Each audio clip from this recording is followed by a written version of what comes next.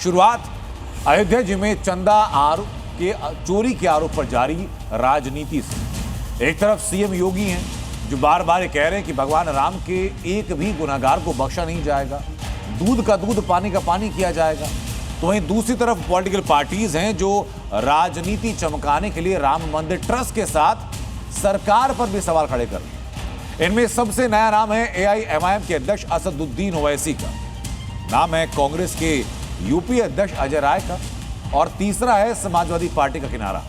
मगर इन सारे विरोधियों को सीएम योगी ने आज फिर एक साथ जवाब दिया और साफ कहा कि राम भक्तों पर गोली चलाने वाले और राम के अस्तित्व पर सवाल उठाने वाले राम के चढ़ावे की चिंता ना करें।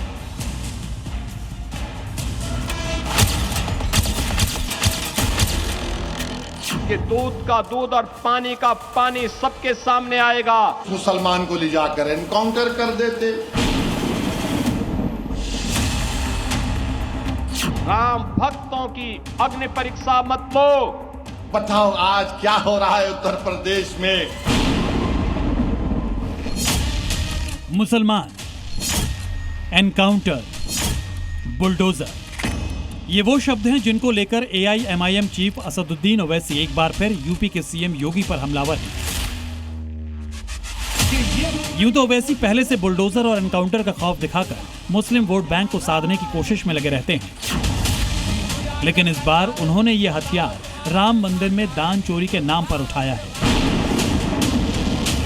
ओवैसी का कहना है कि अगर राम मंदिर घोटाले में कोई मुस्लिम होता तो अब तक उसका हिसाब बुलेट या बुलडोजर से हो जाता। अगर ट्रस्ट में गलती हो गई, उस ट्रस्ट में एक मुसलमान को तुम मेंबर बना लेते और बाद में जब ये घोटाला सामने आया तुम उस मुसलमान को ले जाकर एनकाउंटर कर देते, बुलडोजर से उसका घर तोड़ देते, केस क्लोज्ड।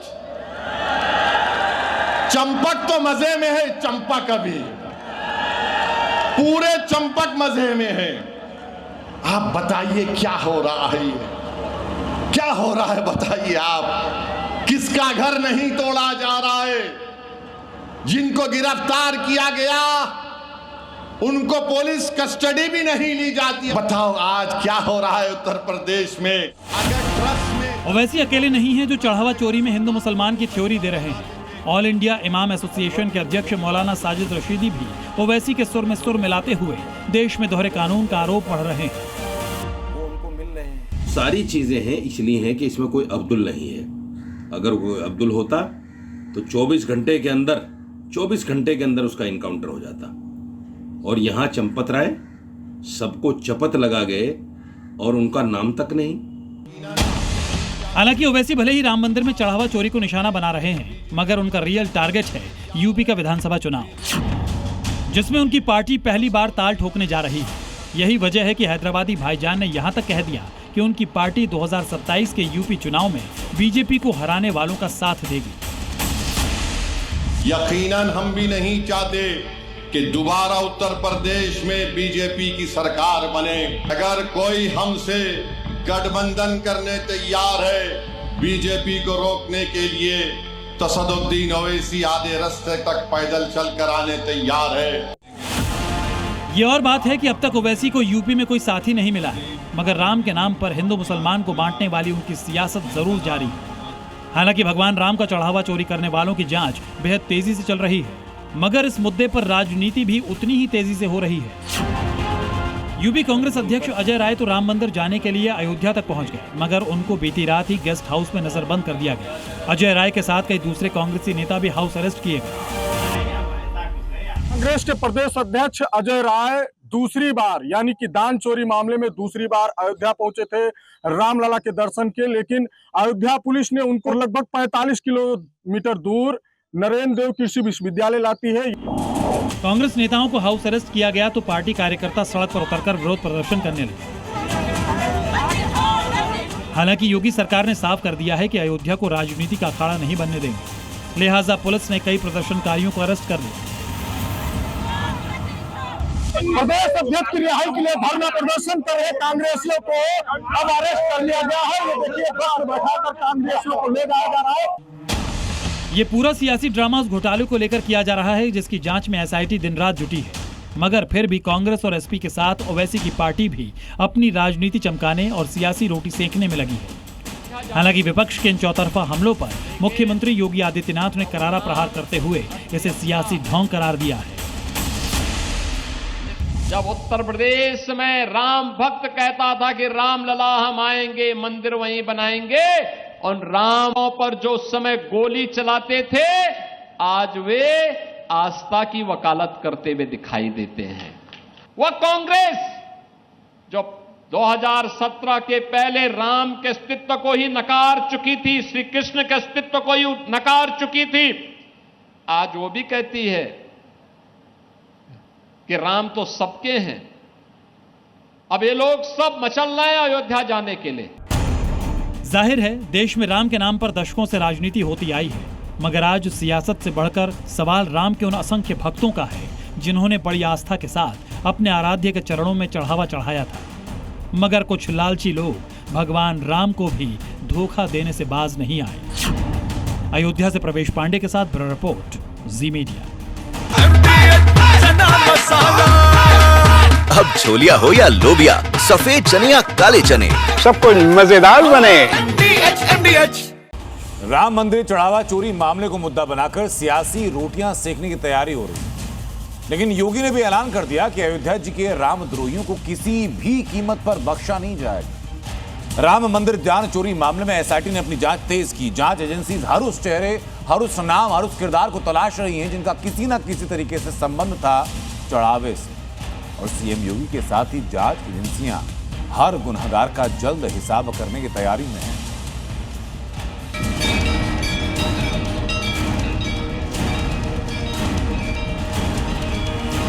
अगर कोई अपराधी है, कोई भी होगा, बचेगा नहीं।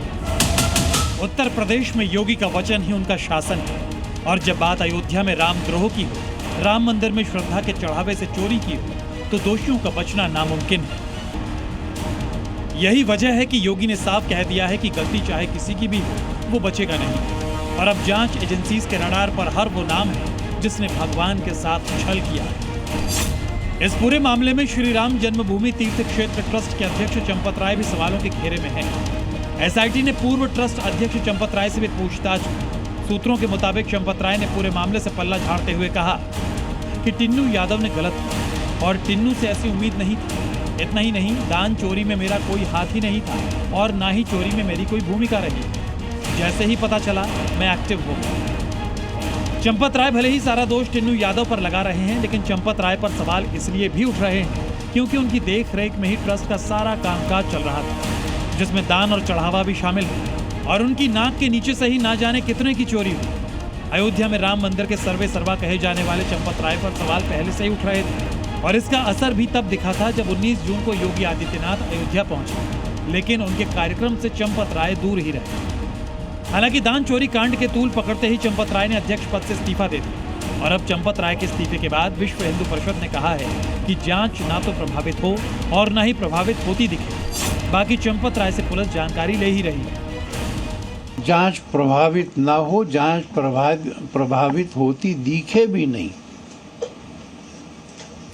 इसके लिए उन्होंने त्यागपत्र दिया। मैं इसको अच्छा कदम मानता हूं, साहसपूर्ण। इस पूरे चोरी कांड की पड़ताल में जब जी न्यूज की टीम ग्राउंड जीरो पर पहुंची तो हैरान करने वाला सच सामने आया, क्योंकि राम भक्तों के चढ़ावे की चोरी का आरोपी अयोध्या में आलीशान मकान बना रहा था। राम मंदिर दान चोरी के आरोपी लवकुश मिश्रा के पत्नी के नाम ये घर है। बैनामा कराया गया था 2025 में और उसके बाद फरवरी में इस पर निर्माण कार्य शुरू हुआ। यह आप अंदाजा लगा सकते हैं कि 3 से 4 महीने में पूरा का पूरा मकान बनकर तैयार है।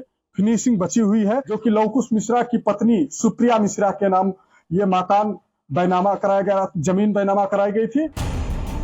कागज खंगाले गए तो पता चला कि साल 2025 में इस बेशकीमती जमीन की रजिस्ट्री लवकुश मिश्रा ने अपनी पत्नी सुप्रिया मिश्रा के नाम पर कराई थी। इसके बाद फरवरी 2026 से मकान का काम इतनी रफ्तार से चला कि महज कुछ महीनों में आलीशान महल खड़ा हो गया। सवाल है कि क्या लवकुश ने राम मंदिर चढ़ावा चोरी के पैसों से ही आलीशान मकान का निर्माण करवाया था? रामलला की आस्था को तार तार करने वाले ये सभी आरोपी इस वक्त सलाखों के पीछे हैं।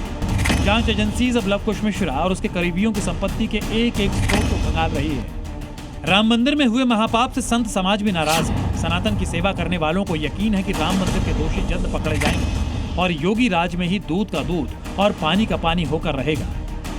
खन भले कोई में से निकाल के कोई खा ले, लेकिन दूध के दूध पानी के पानी हो जाएगा। ट्रस्ट भ्रष्ट है, ट्रस्ट भ्रष्ट के कोई यहाँ जरूरतें नहीं।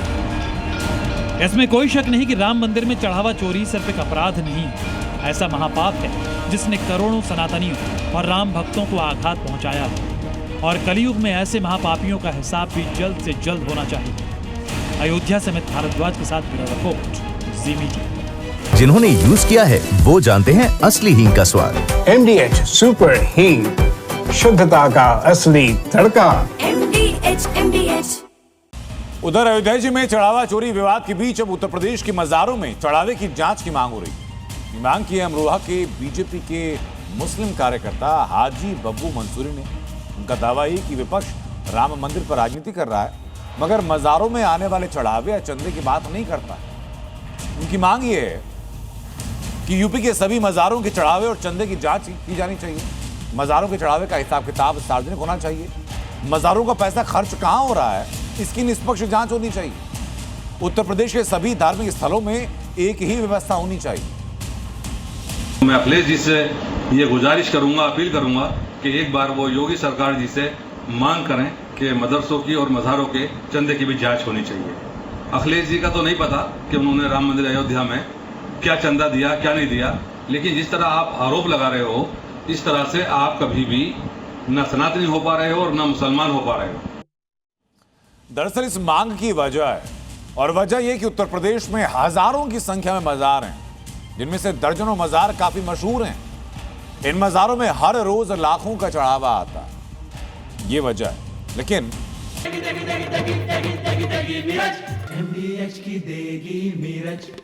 देगी मिर्च का तड़का, अंग अंग फड़का। MDH की देगी मिर्च। उत्तर प्रदेश के पूर्व मंत्री और समाजवादी पार्टी के नेता आजम खान की बात करते हैं, जिनके सबसे बड़े ड्रीम प्रोजेक्ट मोहम्मद अली जौहर यूनिवर्सिटी पर अब बुलडोजर एक्शन का खतरा है। जौहर यूनिवर्सिटी के ट्रस्ट को पहले भंग किया जा चुका था, अब इसके बिल्डिंग में अनियमितताएं पाई गई, जिसके बाद सवाल है कि क्या आजम खान की जौहर यूनिवर्सिटी पर बुलडोजर एक्शन हो सकता है। आपको याद होगा कि आजम खान और उनके बेटे अब्दुल्ला आजम पर कई केस चल रहे हैं। अब्दुल्ला आजम पर तो 2-2 सर्टिफिकेट रखने के आरोप भी हैं। जौहर खान यूनिवर्सिटी, जो कि आजम खान का ड्रीम प्रोजेक्ट है, जौहर खान यूनिवर्सिटी के ट्रस्ट ने वित्तीय अनियमितताओं के चलते उनके ऊपर कई आरोप लगे। मोहम्मद अली जौहर यूनिवर्सिटी के ट्रस्ट को इसी के चलते भंग भी किया गया, और उसके बाद ये जांच बैठाई गई थी कि मोहम्मद अली जौहर यूनिवर्सिटी की जो बिल्डिंग है, जो कंस्ट्रक्शन है, वो सब ठीक है कि नहीं ठीक है। क्योंकि पिछले विधानसभा चुनाव के दौरान जब हम लोग घूमे भी थे रामपुर के आसपास के इलाकों में, तो लोगों ने आरोप लगाए थे कि भाई ये अली जौहर यूनिवर्सिटी जो है, इसने कई जमीनों को अवैध तरीके से कब्जा कर रखा है। लोगों के ना चाहते हुए उनकी जमीन को यूनिवर्सिटी में शामिल कर लिया गया। तो क्या यही वो आरोप है जिनके बिना में सच्चाई पाई गई, जिनके बिना पर ये बुलडोजर एक्शन वहां होने वाला है?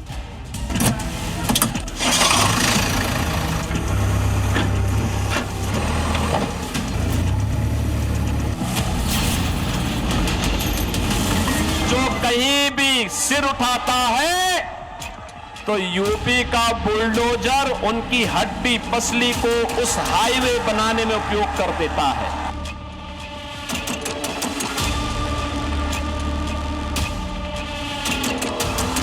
उत्तर प्रदेश में अवैध इमारतों का अंजाम क्या होता है, ये सीएम योगी बार बार बता चुके हैं। बाबा के बुलडोजर ऐसी सैकड़ों अवैध इमारतों को जमींदोज भी कर चुका है।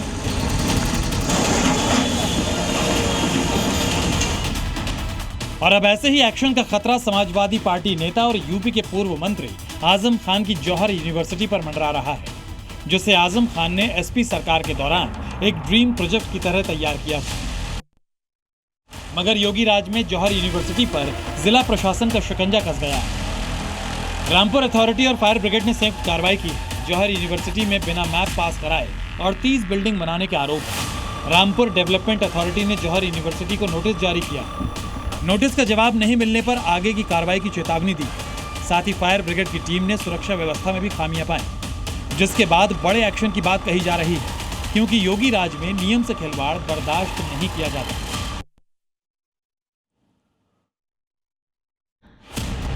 मौलाना मोहम्मद अली जौहर यूनिवर्सिटी की मुसीबत इतनी ही नहीं है। कुछ दिन पहले ही इनकम टैक्स विभाग ने जौहर ट्रस्ट का रजिस्ट्रेशन रद्द कर दिया है। ट्रस्ट की गतिविधियों को गैर जनहितकारी और अनियमित बताया गया। जौहर यूनिवर्सिटी पर डमी ट्रस्ट बनाकर जबरन डोनेशन लेने का भी आरोप है। अब जौहर ट्रस्ट से टैक्स, ब्याज और जुर्माना वसूल किया जाएगा। साथ ही जौहर ट्रस्ट अब कोई गतिविधि भी नहीं कर पाएगा। यानी पहले जौहर यूनिवर्सिटी को आर्थिक झटका लगा और अब प्रशासन का हंटर पड़ गया है। ऐसे में आजम खान के ड्रीम प्रोजेक्ट का भविष्य अधर में लटका नजर आ रहा है और मुमकिन है कि यहां कभी भी बुलडोजर अपना जौहर दिखा सकता है। रामपुर से सुरेश दिवाकर के साथ ब्यूरो रिपोर्ट, जी मीडिया। अब बात बेटियों के दुश्मनों की, जिन पर उत्तर प्रदेश से मध्य प्रदेश तक ताबड़तोड़ स्ट्राइक हो रही है। चाहे वो लड़कियों पर फायरिंग करने वाला हो, छिड़काने के विरोध में तलवार चलाने वाला हो, यानी खालिद हुसैन हो या फिर वसीम हो, उत्तर प्रदेश से मध्य प्रदेश तक सबका इलाज किया जा रहा है।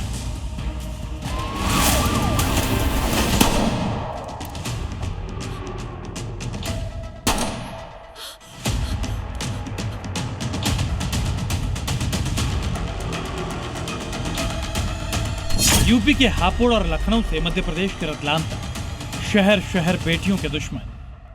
कहीं शादी से इनकार करने पर सन की आशिक की फायरिंग, तो कहीं मासूम बच्ची के साथ दरिंदगी और कहीं तो लड़की का पीछा करने से रोकने पर बीच सड़क पर खुलेआम तलवारबाजी। तस्वीर भले अलग अलग शहर और सूबे की हो, लेकिन हर जगह टारगेट पर बेटियां हैं। मगर उत्तर प्रदेश के सीएम योगी आदित्यनाथ का संदेश साफ है, जो भी बेटियों की सुरक्षा से खिलवाड़ करेगा वो नहीं बचेगा। यह नया प्रदेश है जो अपराध को स्वीकार नहीं करता है। बेटी को सुरक्षा प्रदान करो, सुरक्षा जिससे खतरा है उसको वहीं पे सबक सिखाओ। वो चाहे हुसैन हो या फिर वसीम या खालिद, उत्तर प्रदेश से मध्य प्रदेश तक सबका इलाज एक ही है, बुलेट या फिर हवाला। जो शख्स थार गाड़ी के आगे घुटनों के बल बैठा है वो हापुड़ का रहने वाला हुसैन है, जिसने सरेआम एक लड़की पर गोली चलाने की हिमाकत कर दी। हुसैन ने लड़की के सामने शादी का प्रस्ताव रखा था, मगर लड़की ने इनकार कर दिया, जिसके बाद ये गाड़ी में सवार होकर पिस्तौल के साथ लड़की के घर आ थमका और फिर लड़की पर फायरिंग शुरू कर दी।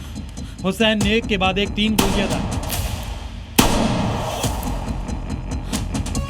हालांकि फायरिंग में लड़की बाल बाल बच गई, मगर 2 दिन में ही गोलीबाज हुसैन को योगी फोर्स ने दबोच लिया, वो भी उस थार गाड़ी के साथ जिसमें सवार होकर लड़की के घर फायरिंग की थी। और अब हुसैन घुटनों पर बैठकर माफी मांग रहा है। उधर लखनऊ में भी 10 साल की बच्ची के साथ दुष्कर्म करने वाले दरिंदे वसीम को पुलिस ने सलाखों के पीछे पहुंचा दिया। दरअसल 28 जून को 10 साल की बच्ची घर के बाहर खेल रही थी। इसी दौरान वसीम उसे चॉकलेट दिलाने के बहाने अपने साथ ले गया और अपने घर ले जाकर उसके साथ दुष्कर्म किया। इतना ही नहीं, बच्ची के साथ मारपीट भी की गई। लेकिन इस दरिंदे को योगी फोर्स ने 24 घंटे के अंदर गिरफ्तार कर लिया। वहीं मध्य प्रदेश के रतलाम से भी हापुड़ जैसी तस्वीर सामने आई है। यहाँ नाबालिग लड़की का पीछा करने से रोकने पर खालिद तलवारबाज बन गया, बीच बाजार में तलवार लहराने लगा और लड़की के परिजनों पर तलवार से हमले की कोशिश की। हालांकि लोगों ने बीच बचाव कर लड़की के परिजनों को बचा लिया। परिजनों का आरोप है कि खालिद लंबे वक्त से लड़की का पीछा कर रहा था, मगर जब इसका विरोध किया तो सरेआम तलवार लेकर जान से मारने की कोशिश करने लगा। इस दौरान खालिद का भाई भी उसके साथ था, मगर मोहन फोर्स ने तुरंत इस तलवारबाज खालिद और उसके भाई को गिरफ्तार कर लिया। पुलिस ने तत्काल दोनों आरोपियों को अभिरक्षा में ले लिया है। आगे की वैधानिक कार्रवाई की जा रही है। जाहिर है यूपी की योगी फोर्स हो या एमपी की मोहन फोर्स, अपराधियों पर दोनों ही सूबे में एक ही फॉर्मूले पर काम होता है, 0 टॉलरेंस। और जब बात बेटियों की सुरक्षा की हो फिर तो जरा सी कोताही भी मुमकिन नहीं। रिपोर्ट, जी मीडिया। कुछ दिनों पहले मुहर्रम पर जो सबसे चौंकाने वाली तस्वीर थी वो थी उज्जैन की, जहां क्रेन से लटकाकर एक गाड़ी में धमाका किया गया। धमाका तो हो गया, लेकिन गुनहगारों को सबक सिखाने का सिलसिला लगातार अब चल रहा है। ऐसा ही सबक इन धमाकों को अंजाम देने वाले 5 आरोपियों को सिखाया गया, जिनकी सड़क पर परेड निकाली गई। मौका मुहर्रम का था और ये कट्टरपंथी मातम की जगह कट्टरता वाला धमाका कर रहे थे।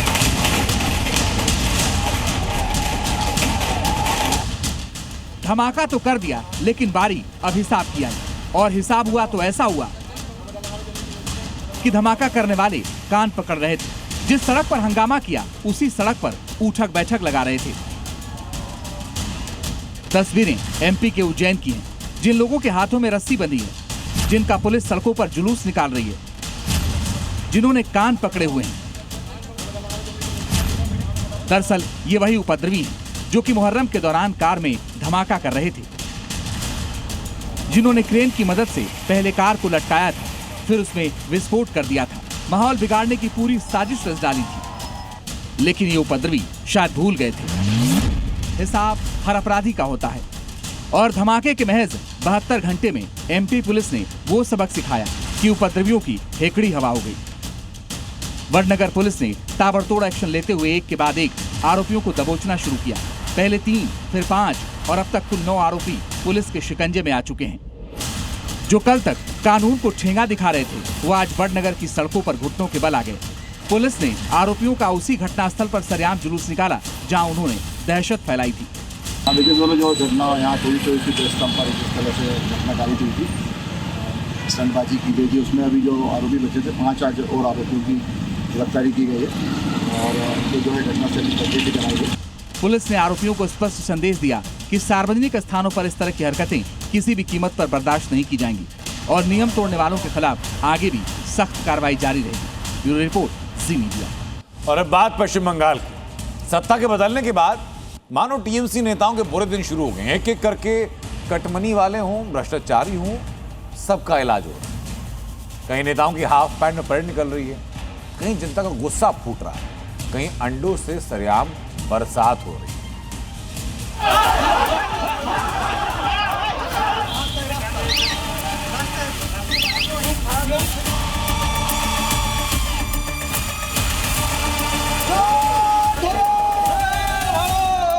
पश्चिम बंगाल में ममता राज में जिन नेताओं के पैर जमीन पर नहीं पड़ते थे, कटमनी वसूलते थे, जनता का हक डकार जाते थे, शुभेंदु राज आते ही उनकी बीच सड़क पर सरेआम परेड निकल रही है। कहीं हाफ पैंट में परेड, कहीं रस्सी से बांधकर परेड, तो कहीं टोपी पहनाकर परेड। और जो परेड से बच गए उन पर अंडों से हमला। यानी बंगाल में सत्ता परिवर्तन के बाद अब जेल भरो आंदोलन शुरू हो गया है। कल तक जो नेता झुकेगा नहीं की हुंकार भरते थे, आज दादा की फोर्स उनकी हेकड़ी निकाल रही है। साथ ही जनता भी 15 साल की अराजकता का गुस्सा उतार रही है। ये तस्वीर जलपाईगुड़ी की है। चारों तरफ चोर पकड़ो, जेल भरो के नारे गूंज रहे हैं, साथ में अंडों की बरसात हो रही है।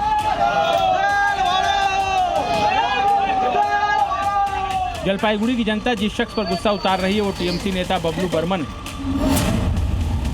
जिन पर धमकी देने, आवास योजना में कटमनी लेने, मारपीट करने और जमीन हड़पने का आरोप है।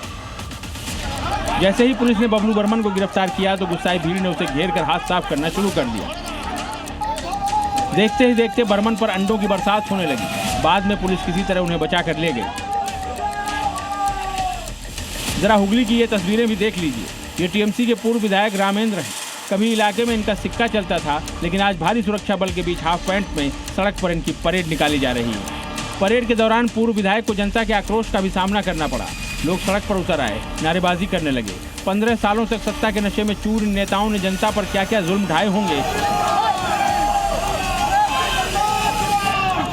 इसका अंदाजा सड़क पर उमड़े इस जन आक्रोश को देखकर आसानी से लगाया जा सकता है।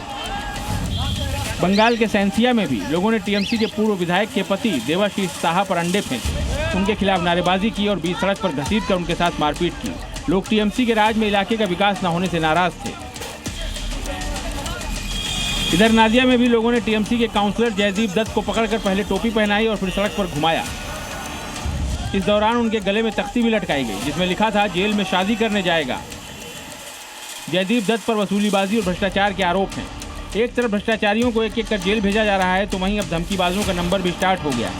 जहांगीर खान के बाद बाबरी वाले हुमायूं कबीर बंगाल पुलिस के रडार पर आ गए हैं, जो 2 दिन पहले मुर्शिदाबाद से सीएम शुभेंदु अधिकारी को खुलेआम धमका रहे थे। लाखों मुसलमानों को सड़कों पर उतारकर मारने मिटाने की बात कर रहे थे।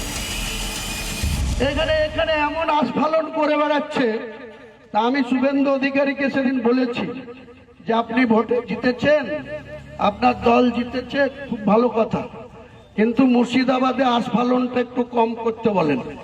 আমি যেদিন ময়দানে মুসলমানদের নিয়ে নেমে যাব না, সেদিন এমন ছাটা ভাঙা মাছ শুরু করব যে আপনাদের পতাকা বহন করার লোক থাকবে না। কেস मुर्शिदाबाद की जिस रैली में हुमायूं कबीर जहर उगल रहे थे उसके 3 आयोजकों यानी हुमायूं के 3 करीबियों को पुलिस ने गिरफ्तार भी कर लिया है। अब बारी खुद धमकीबाज हुमायूं कबीर की है। उनके बहरामपुर और रेजी नगर वाले घर के बाहर नोटिस चस्पा कर दिया गया है और 4 जुलाई तक जवाब तलब किया गया है, जिसके बाद उनकी गिरफ्तारी भी हो सकती है। यानी जो हाल टीएमसी के पुष्पा उर्फ जहांगीर खान का हुआ, कुछ ऐसा ही हाल अब हुमायूं कबीर का भी हो सकता है। ब्यूरो रिपोर्ट, जी मीडिया। और अब खबर पाकिस्तान से, जिसके टुकड़े होने की शुरुआत हो चुकी है। पीओके में बगावत की आग है। पीओके की आवाम ये ऐलान कर रही है कि वो पाकिस्तानी तानाशाहों से आजाद है। रावलकोट से मुजफ्फराबाद तक पाकिस्तान के अंदर पाकिस्तान विरोधी नारों की गूंज है। जेएसी ने पाकिस्तानी हुकूमत और सेना को चेतावनी दी, गिरफ्तार लोगों की रिहाई और फौजी तैनाती वापस नहीं हुई तो आंदोलन और उग्र होगा। मुनीर के खिलाफ आवाम, मारेंगे या फिर देंगे जान। पीओके से उठी आवाज, कश्मीरी आवाम आजाद। पूरा पाकिस्तान मुनीर की ज्यादतियों और शहबाज की नीतियों से परेशान है, लेकिन पाकिस्तान के कब्जे वाले कश्मीर से मुनीर और शहबाज की हाइब्रिड सरकार को ओपन चैलेंज दिया गया है। अपने हक और हुकूक की लड़ाई लड़ रही पीओके की जनता ने कह दिया है कि वो किसी तानाशाह को नहीं मानती और पीओके पूरी तरह आजाद है। शहबाज सरकार को यह आईना और मुनीर के मुंह पर यह तमाचा मारा है रावलकोट की आवाम ने। रावलकोट पाकिस्तान के कब्जे वाले कश्मीर का वही इलाका जहां पिछले कई हफ्तों से हजारों लोग सड़कों पर डटे हुए हैं। महिलाएं, युवा, बुजुर्ग, हर वर्ग का गुस्सा अब आजादी के आंदोलन में बदल चुका है।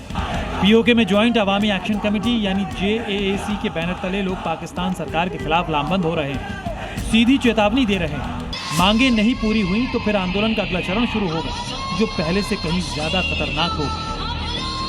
रावलकोट में बड़ी बड़ी रैलियां और प्रदर्शन हो रहे हैं। विशाल रैली में हजारों लोग पाकिस्तान विरोधी नारों के साथ अपनी आवाज बुलंद कर रहे हैं। खुद पर हो रहे जुल्मों के खिलाफ आखिरी जंग का ऐलान कर रहे हैं। पीओके की आवाम इल्जाम लगा रही है कि पाकिस्तानी सेना और रेंजर्स लगातार दमन कर रहे हैं। कार्यकर्ताओं को गिरफ्तार किया जा रहा है, घरों पर छापे मारे जा रहे हैं और पूरे इलाके को सैन्य छावनी में बदला जा रहा है। प्रदर्शनकारियों का आरोप है कि पिछले 3 हफ्तों में 1500 से ज्यादा लोगों को हिरासत में लिया गया। दरअसल पीओके में जेएसी सबसे एक्टिव पाकिस्तान विरोधी संगठनों में से एक है, जो लंबे वक्त से पीओके की समस्याओं, महंगाई, बिजली पानी की कमी और पाकिस्तानी शासन के खिलाफ आवाज उठाता रहा है। इस बार का मुख्य मुद्दा सुरक्षा बलों की भारी तैनाती और कार्यकर्ताओं पर दमन है। प्रदर्शनकारियों का कहना है कि पाकिस्तानी हुकूमत और फौज पीओके को अपने कब्जे में रखने के लिए दमन की नीति अपना रही है। सबसे बड़ी बात, अब आंदोलन सिर्फ आर्थिक मुद्दों तक सीमित नहीं है। रावलकोट से लेकर मुजफ्फराबाद तक एक नया नारा सुनाई दे रहा है, ये वतन हमारा है। और यही नारा मुनीर एंड कंपनी को चुभ भी रहा है, क्योंकि जिस अवाम का मुनीर की सेना ने दमन किया, अब वही अपने हक की बात कर रही है। जेएसी ने साफ कर दिया है कि अगर सेना की तैनाती वापसी नहीं ली गई, अगर गिरफ्तार लोगों को रिहा नहीं किया गया और दमन नहीं रुका, तो आंदोलन की आग और भड़केगी। यानी अवाम अब सीधे सिस्टम से भिड़ने और मरने मारने की तैयारी कर बैठी है और मुनीर एंड कंपनी पीओके को खोने की कगार पर है और आने वाले दिन पाकिस्तान के टुकड़े वाले इतिहास को कभी भी दोहरा सकती है। ब्यूरो रिपोर्ट, जी मीडिया। पाकिस्तान में हिंदू और अल्पसंख्यक जमात की क्या हालात है, बात दुनिया से छिपी नहीं है। अब वही पाकिस्तान भारत को ज्ञान दे रहा है कि भारत में मस्जिदें तोड़कर मंदिर बनाए जा रहे हैं। पाकिस्तान के राष्ट्रपति से लेकर पूर्व राजदूत तक मुल्क में बैठकर सिर्फ प्रोपेगेंडा कर, न अपने घर के हालात नजर आते हैं, न पाकिस्तान में रह रहे अल्पसंख्यकों का दर्द। पाकिस्तान में अल्पसंख्यक लाचार, जालिम बनी हाइब्रिड सरकार, मुल्क में सुरक्षित नहीं मुसलमान, भारत की फिक्र में जले हुक्मरान। पाकिस्तान दुनिया का इकलौता ऐसा मुल्क है जहां कुछ भी महफूज नहीं। जिन्ना लैंड में सिर्फ वर्दी, बूट और बुलेट की चल रही है। बाकी जो कुछ भी अच्छा है सब ढह रहा है, वो चाहे अल्पसंख्यक हिंदुओं और सिखों के धार्मिक स्थल हों या खुद मुसलमानों के मस्जिद। लेकिन पाकिस्तान की फितरत ऐसी है कि अपने घर में भले ही आग लगी हो, फिर भी हिंदुस्तान के मामलों में अपनी शेखी बघारने से मुल्क पीछे नहीं रह सकता। और अब ऐसी ही कुछ हरकत की है पाकिस्तान के एक पूर्व राजदूत अब्दुल बासित ने। जनाब को उत्तर प्रदेश के अवैध मस्जिद और अवैध मज़ारों से इतनी मोहब्बत है कि इन पर हुए एक्शन ने बासित साहब के दिल और दिमाग को परेशान कर दिया है। और बासित साहब अपने घर का दुखड़ा ना देखकर पड़ोसी के काम पर सवाल उठाने निकल पड़े। हिंदुस्तान के मंदिर मस्जिदों पर फिक्रमंद होने वाले अब्दुल बासित का तारुफ भी आपसे करवाएंगे, लेकिन उससे पहले पाकिस्तान में भूमाफिया और हाइब्रिड सरकार की मिलीभगत का बड़ा काला सच देखिए। यह है पाकिस्तान के पंजाब प्रांत का 125 साल पुराना ऐतिहासिक सिंह सभा गुरुद्वारा। पाकिस्तान में पंजाब प्रांत के फरुखाबाद, मंडी, चूरकाना में भूमाफिया और मरियम प्रशासन की मिलीभगत ने मिलकर सिखों की आस्था के स्थल को ढहा दिया। रात के अंधेरे में गुरुद्वारा की दीवारों को फांदकर अंदर पहुंचे बदमाशों ने इमारत की गुंबद को गिरा दिया। 4 साल पहले भी गुरुद्वारा के गुंबद को तोड़कर भूमाफिया ने इस पर कब्जे की साजिश की थी और एक बार फिर उसी नापाक साजिश को अंजाम देने की कोशिश की गई। लेकिन मियां अब्दुल बासित को यह सब कहां दिखता है, क्योंकि पाकिस्तान में तो कब्जा ही पहला और आखिरी उपाय है। आपको बता दें कि अब्दुल बासित साल 2014 से 2017 तक भारत में पाकिस्तान के राजदूत रह चुके हैं। अब्दुल बासित के रहते ही पाकिस्तान ने जम्मू कश्मीर के उरी सेक्टर में भारतीय सेना के ब्रिगेड मुख्यालय पर आतंकी हमला कराया और अब बासित पाकिस्तान में बैठकर प्रोपेगेंडा फैला रहे हैं। इससे पहले पाकिस्तान के राष्ट्रपति आसिफ अली जरदारी भी यूपी में अवैध मस्जिदों पर हो रही कार्रवाई का रोना रो चुके हैं, धमकी दे चुके हैं। लेकिन इन अक्लबंद लोगों को ये समझ नहीं आता कि भारत में तो जो हो रहा है वो कानून के मुताबिक हो रहा है, लेकिन पाकिस्तान में सिर्फ कट्टरपंथियों की चलती है। जो पाकिस्तान भारत के मुसलमानों पर रो रहा है उसके आंकड़ों पर गौर कीजिए। पाकिस्तान में 365 से 428 हिंदू मंदिर थे और आज की तारीख में इनकी संख्या सिर्फ 22 से 24 रह गई है। इस लिहाज से 95% से ज्यादा मंदिरों को या तो मस्जिद बना दिया गया या फिर उन्हें मदरसे, दुकान या किसी और भवन में तब्दील कर दिया गया। मंदिर छोड़िए, पाकिस्तान में हिंदुओं की संख्या ही आजादी के बाद 20% से सिर्फ 2% रह गई है। इतना ही नहीं, हिंदुओं के साथ सिखों के गुरुद्वारे भी तोड़े गए और आज पाकिस्तान में सिर्फ 37 गुरुद्वारे बचे हैं। और यही कब्जे की भाषा अब्दुल बासित की जुबान से भी निकल रही है, जिन्हें मंदिर तोड़कर बनाए मस्जिदों के टूटने पर अफसोस हो रहा है। लेकिन अब्दुल बासित और इन जैसे लोगों को ये दिमाग में क्लियर कर लेना चाहिए कि ये पाकिस्तान नहीं है जहां आतंकियों, कट्टरपंथियों की फौज फरमान जारी करे और कहीं भी किसी का कब्जा हो जाए। ये हिंदुस्तान है और हिंदुस्तान पर ज्ञान देने से बेहतर है कि पाकिस्तानी पहले अपने गिरबान में झांक कर देखें। Bureau report. पाकिस्तान के रक्षा मंत्री हैं ख्वाजा आसिफ। पिछले दिनों ख्वाजा आसिफ अपने आका मुनीर को खुश करने के लिए बयान जारी कर चुके हैं। बयान है कि वो सिंधु जल का पानी हासिल करने के लिए हिंदुस्तान से जंग लड़ने को तैयार। उसके बाद क्या हुआ? मुनीर के तमाम जितने चेले हैं उन्हें एक से बढ़कर एक बयान। पाकिस्तान में पानी को लेकर हाहाकार मचा है। प्यासी आवाम शहबाज मुनीर से पानी मांग रही है, पूछ रही है जिस पानी को तुम रेड लाइन कहते हो अब वो पानी क्यों नहीं ला रहे हो। पाकिस्तान की जनता जान गई है पाकिस्तान में पानी संकट इनके हुक्मरानों की आतंकी गतिविधियों की वजह से खड़ा हुआ है। ये ना अपनी जमीन पर आतंकी पालते, न भारत पर पहलगाम जैसे हमले कराते और न भारत सिंधु जल समझौता रद्द करता।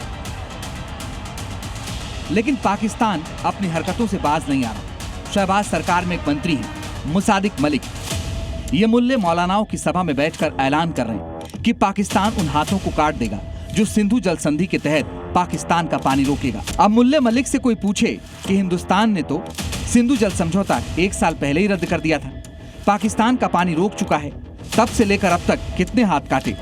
ऑपरेशन सिंदूर में जो मार पड़ी उसके जख्म तो भरे नहीं, अब नई जंग की सोच रहे हो। दरअसल पाकिस्तानी पानी का ये मसला अपने रक्षा मंत्री ख्वाजा आसिफ के उस बयान से गरमाए जा रहे हैं जिसमें उन्होंने कहा था कि पाकिस्तान पानी के लिए भारत से जंग लड़ने को तैयार है। तब से लेकर बिलावल भुट्टो सिंधु के पानी में खून बहाने की बात कर चुका है, अब मुसादिक मलिक हाथ काटने की बात कर रहा है।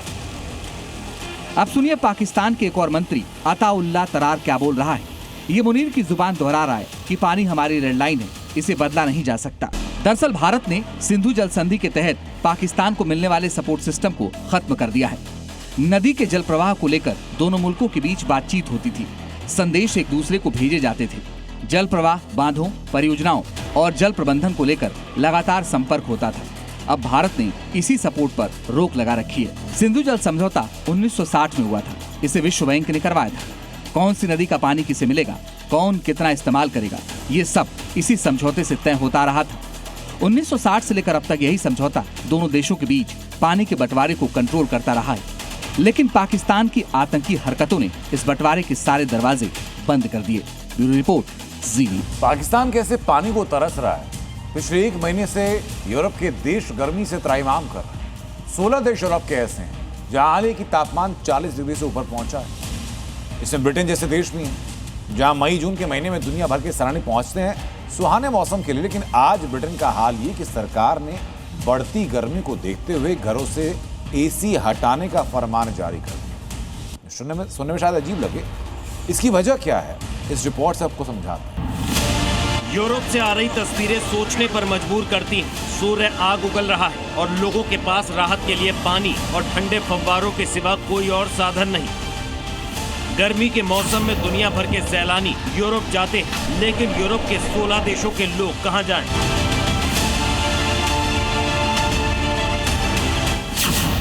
फ्रांस में पारा 43 डिग्री पहुंचा। जर्मनी, स्पेन सबसे ज्यादा गर्म। ब्रिटेन में एसी हटाने का फरमान। इस गर्मी ने लंदन जैसे शहर का ये हाल कर दिया है। लंदन समेत ब्रिटेन के कई हिस्सों में तापमान 40 डिग्री पार कर रहा है। हीट वेव के प्रकोप की वजह से स्कूल बंद है, ट्रेन सेवाओं पर रोक। मौसम विभाग ने रिस्क टू लाइफ को लेकर रेड अलर्ट भी जारी कर दिया है। इस बात से अंदाजा लगाया जा सकता है कि हालात कितने गंभीर हैं। इसे देखते हुए सरकार लोगों से एसी हटाने को कह रही है। लंदन में नेट जीरो पॉलिसी के तहत घरों से एसी हटाने को कहा जा रहा है। दरअसल net zero policy building plan का हिस्सा है। इस पॉलिसी के तहत डायरेक्ट कूलिंग की इजाजत तभी दी जानी चाहिए जब इनडायरेक्ट कूलिंग के सभी तरीके आजमा लिए गए हैं। इसका मतलब है कि एसी का इस्तेमाल तभी हो सकता है जब कोई और उपाय नहीं बचा हो। प्रशासन का कहना है कि एसी की जगह लोगों को खिड़कियां खोलकर रखनी चाहिए और सीलिंग फैन का ज्यादा से ज्यादा इस्तेमाल करना चाहिए।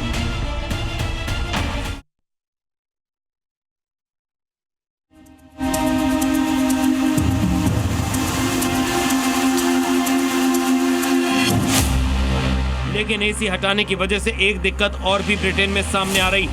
एसी नहीं होने की वजह से अस्पतालों ने सर्जरी फिलहाल के लिए रोक दी है। रिपोर्ट के मुताबिक हीट वेव की वजह से और एसी हटाने की वजह से पूरे ब्रिटेन में 4000 से ज्यादा ऑपरेशन टाल दिए गए हैं। अब छोलिया हो या लोबिया, सफेद चने या काले चने, सब कुछ मजेदार बने।